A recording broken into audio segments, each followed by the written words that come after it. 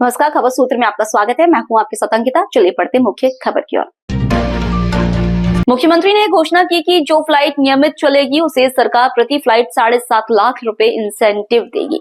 यात्रियों को बढ़ावा देने के लिए प्रदेश की एविएशन नीतियों में बदलाव किया गया है। उन्होंने कहा कि मध्य प्रदेश देश का एक ऐसा इकलौता राज्य है जहां चीते हैं।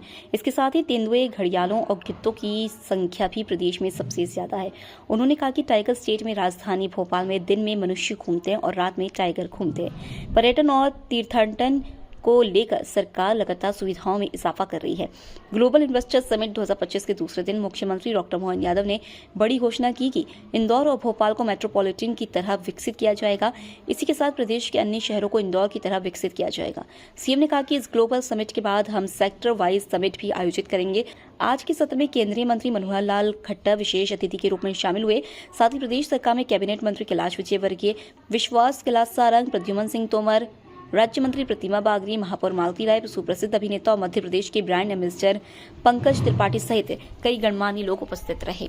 ग्लोबल इन्वेस्टर समिट के दूसरे दिन मुख्यमंत्री डॉक्टर मोहन यादव ने प्रवासी मध्य प्रदेश समिट में सहभागिता कर कार्यक्रम को संबोधित किया। इस अवसर पर मुख्यमंत्री ने सभी को प्रदेश में निवेश की सरल सुगम नीतियों से अवगत कराया। इसी के साथ उन्होंने शहरों में भूमि मूल्य के संबंध में आयोजित सत्र में भी सहभागिता की।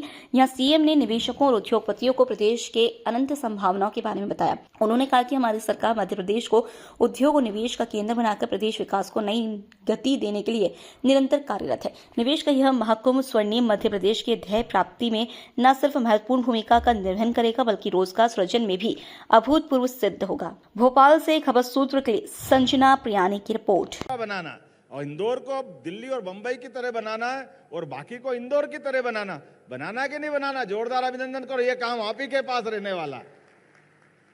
जिस प्रकार से यहाँ रिस्पांस मिला है और यहाँ की सारी चीजों को महसूस किया गया है, निश्चित रूप से ग्लोबल इन्वेस्टर समिट अब हमारे लिए हर स्थान पर करने लायक हमारा माहौल बना है।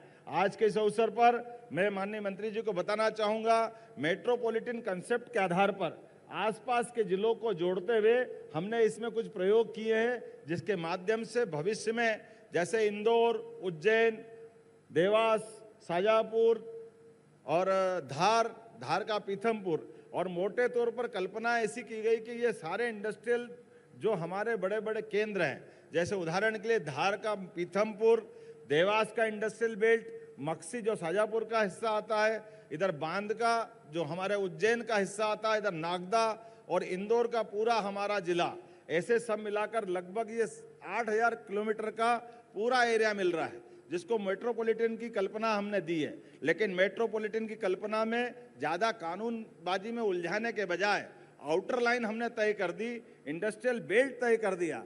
आने जाने के मार्ग, रेलवे की व्यवस्था, बिजली, पानी, सफाई, सीवर लाइन, ये कई कॉमन चीजें हैं जिस पे हम काम करेंगे। बाकी इसको खुला छोड़ेंगे और भविष्य की दृष्टि से आने वाले 25 साल तक एक महानगर के रूप में इसको विकसित करेंगे। इसी प्रकार से अपने पास दूसरा भोपाल की कल्पना की गई कि भोपाल, सीहोर, विदिशा, रायसेन, थोड़ा नर्मदापुरम का हिस्सा और भोपाल पूरा, ये एक तरह से मेट्रोपॉलिटन की हमारी कल्पना है। इसी के साथ कई प्रकार के सुझाव भी आमंत्रित कर रहे हैं और ये पक्की बात करते हैं कि अभी हमने कॉमन रूप से बहुत सारे विषयों की ग्लोबल इन्वेस्टर समिट में जो बात की है, लेकिन आने वाले समय में इंडिविजुअल एक सब्जेक्ट के आधार पर, अर्थात हमारी भौतिक अधोसंरचना के साथ साथ शहरी नगरीय विकास की जो योजना हो सकती है उसकी अलग से समिट भी करेंगे। मेरी अपनी ओर से बड़े अच्छे आयोजन की बधाई।